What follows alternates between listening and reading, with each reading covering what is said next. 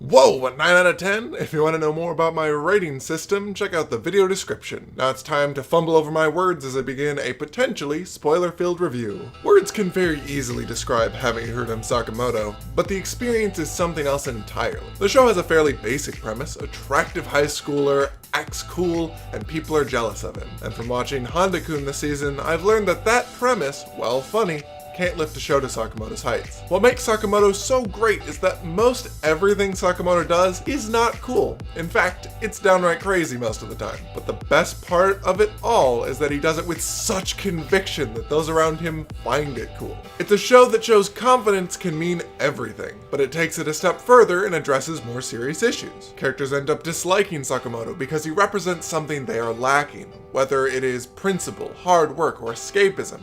Sakamoto not only points out the flaws, but helps to correct them. What truly made this show a 9 rather than an 8 was the last 4 episodes. The issues characters were struggling with in previous episodes resurfaced, and Sakamoto assisted them in finally putting them to rest. The final few minutes of the last episode had me in tears. As the class was saying goodbye to Sakamoto, I knew I was as well. And their heartfelt farewell, along with the uncertainty of the future, was a truly touching sentiment. Also, Sakamoto's totally an alien. I called it in episode 2 after he said his investigation was a success. This idea was further strengthened by his interest in NASA and how he assists others in odd ways, always displaying inhuman physical abilities. Then in the end, Sakamoto is called out for not actually leaving school to go to work for NASA by the blonde thug, and Sakamoto replies, "I have no idea what you mean," dodging the question. I love this show, and I hope many others are able to share in the joy that is Sakamoto.